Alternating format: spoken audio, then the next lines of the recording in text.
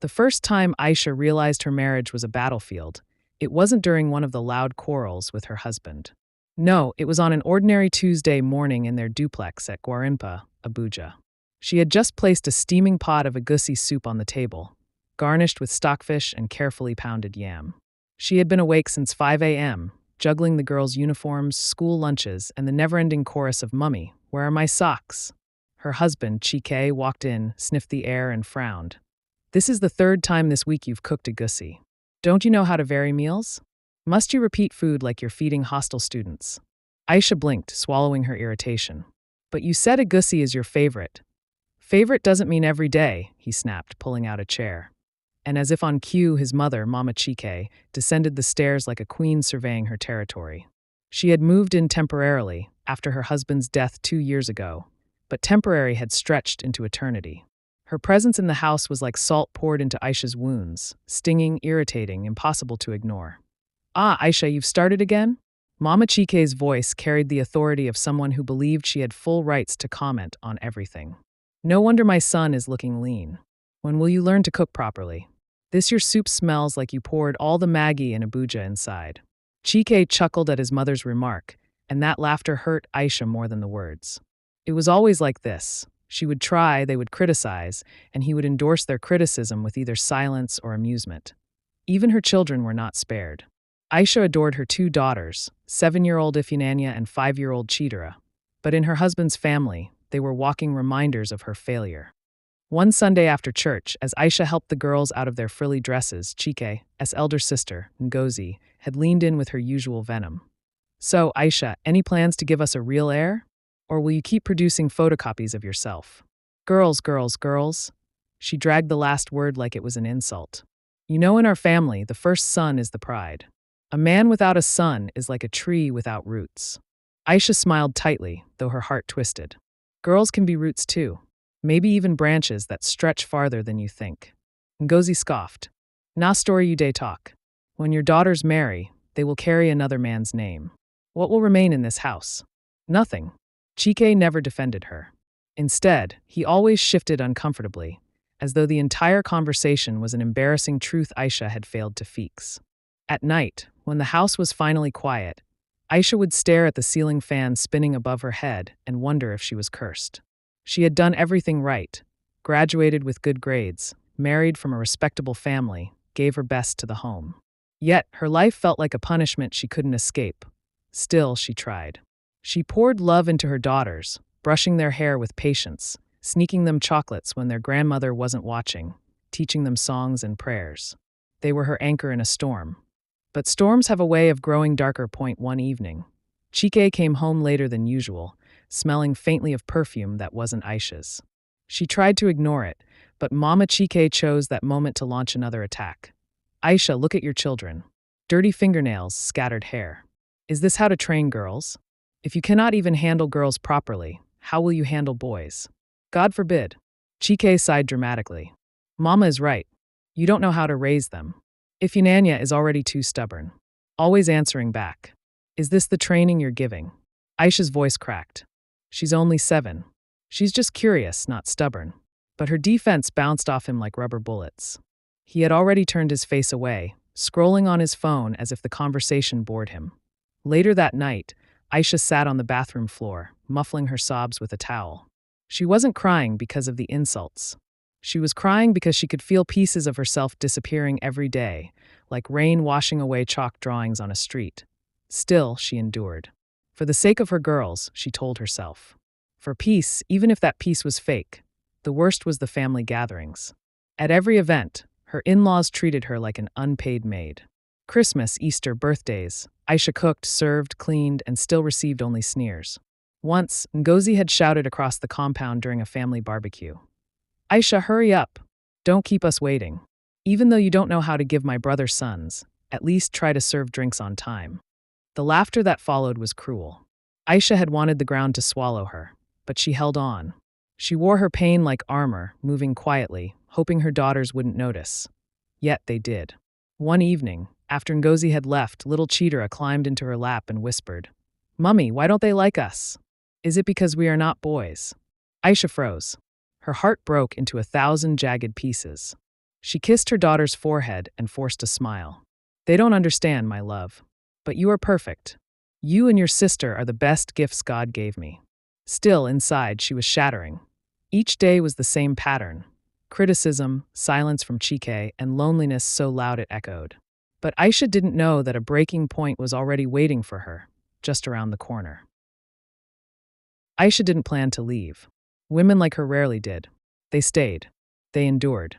They carried the insults like head ties, tightening them daily until their necks almost snapped. But sometimes life decides for you. Her breaking point came on a humid Friday evening. She had just returned from picking the girls up from school, her arms loaded with grocery bags. Chike was sitting in the living room, scrolling through his phone while his mother lounged nearby, watching a TV drama. "Mummy, I'm hungry," little Chitra whispered. "Let me quickly make jollof rice," Aisha said, forcing a smile as she dropped the bags. But before she could head to the kitchen, Mama Chike's voice sliced through the air. "Ah, Aisha, jollof again? You want to spoil their stomachs with oil and pepper. You can't even feed them properly. No wonder my son is tired of this marriage." Aisha froze. The girls froze. The words hung there, heavy and sharp. Chike didn't deny it. He simply grunted in agreement, his eyes still glued to his phone. It was Ifeanyi who broke the silence. "Daddy, why are you tired of Mummy?" Her small, clear voice shook the room. Chike looked up, startled. "Keep quiet. Children should not be in adults' conversation." But Aisha saw it then, the fear in her daughter's eyes, the shame, the confusion. And something inside her snapped. She couldn't let them grow up believing their mother was worthless. That night, after everyone had gone to bed, Aisha sat at the edge of her mattress, staring at the wall. Her daughters lay beside her, their small breaths soft in the darkness. She realized she had two choices: keep dying slowly in that house, or leave with whatever strength she had left. By morning, the decision was made. She packed quietly, stuffing clothes into a travel bag, tucking school books and shoes into a carton. The girls watched her wide-eyed. "Mummy, are we traveling?" Chitra asked. Aisha forced a smile. "Yes, my love. We're traveling to a place where peace lives." When Chike woke up, he found the wardrobe half empty. "What's going on here?" His voice was sharp, incredulous. Aisha didn't flinch. For once, her eyes met his without fear. "I'm leaving, Chike. I won't let you and your family destroy me. Or my girls." He laughed bitterly. "Leave? To where? You think you can survive without me? Without this family? Who will want a woman with two girls? You're nothing without me, Aisha. Nothing." She picked up the bag. "Watch me." And with that, she walked out, her daughters clutching her hands tightly. Life outside wasn't easy. She rented a tiny one-room apartment in Kubwa with peeling walls and a leaky ceiling. The girls shared a mattress while Aisha slept on a thin mat. She took up a teaching job at a private school, her salary barely enough to cover rent and food. But every morning, she woke up with a kind of peace she hadn't felt in years. No one criticized her cooking. No one mocked her daughters. No one told her she was worthless. She stretched every naira, fried akara in the evenings to earn extra, and whispered promises to her daughters at night.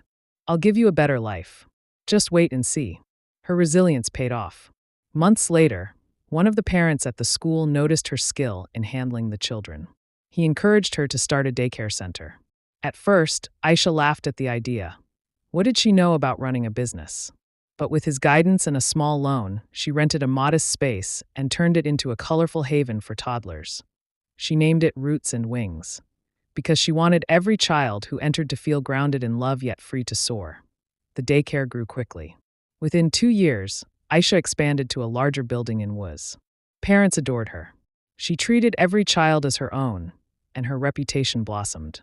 The same woman who once cried on the bathroom floor was now signing contracts with NGOs and embassies that needed reliable childcare services.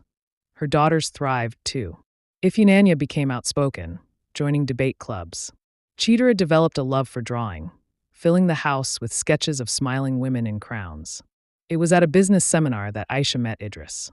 Tall, soft-spoken, with an easy laugh that filled a room without demanding it. He was a widower, raising a little boy alone. They bonded over shared struggles, trading stories of late nights, bills, and children's endless energy. For the first time in years, Aisha felt seen. Not as a failure, not as a womb that hadn't produced a son, but as a woman with worth. Idris admired her resilience, her intelligence, her heart. One evening, after a long day, he brought her flowers. Aisha laughed nervously. Do people still do this? For people like you, they should, Idris said simply. And in that moment, she knew she had found what she deserved all along: love without conditions. Meanwhile, Chike's life wasn't so sweet. The perfume-scented evenings became more frequent, and eventually one of the women he chased trapped him in a messy scandal. His business began to crumble under debts. His mother's health declined, draining what little money he had left. One Saturday afternoon, 5 years after Aisha had left, Chike appeared at her daycare's office. He looked thinner, his once proud shoulders hunched. His mother trailed behind him, leaning on a walking stick. Aisha, he began, his voice softer than she remembered. We've made mistakes. The girls should know their family. Can we start over? Aisha stared at him. Memories flooded back, the insults, the mockery, the silence when she needed him most. She thought of Chitara's small voice asking, "Is it because we are not boys?" Her lips curved into a calm smile. Chike, I did start over. Just not with you. At that moment, Idris walked in with the children, his son holding Chitara's hand, laughter bouncing between them. Chike's eyes darkened, realization settling in. He had lost more than a wife. He had lost a family, a legacy, a future. Aisha's voice was steady, laced with a quiet strength she had fought to earn. I used to think I was nothing without you. But I was wrong. I was everything, you just couldn't see it. Now, I don't need you to see it, because I see it myself. And with that, she turned to Idris and the children, her true family, and walked away. Aisha's story became one whispered across family gatherings in Abuja. The woman they once mocked for not bearing a son had risen higher than any of them. Her daughters grew into brilliant young women, proof that legacies are not measured by gender, but by love and strength. And as for Chike and his in-laws, they lived in regret, haunted by the woman they had thrown away, who bloomed without them. Aisha, meanwhile, had finally found peace. Not the fragile, fake peace of silence in a broken home, but the true peace of freedom, love, and self-worth. This story highlights the painful reality in many families where boys are exalted as heirs while girls are treated as less, leaving mothers like Aisha condemned and belittled for giving birth to daughters. Yet it is a powerful reminder that children are blessings, whether sons or daughters, and no woman should ever be made to feel worthless because she has only one gender. A child's value lies not in their sex, but in the love, guidance, and opportunities they receive, and a mother's worth is measured by her strength, care, and resilience, not by fulfilling outdated expectations of producing male heirs. In the end, Aisha's journey proves that daughters can thrive, carry legacies, and shine just as brightly, and that true family honors every child equally, without gender bias.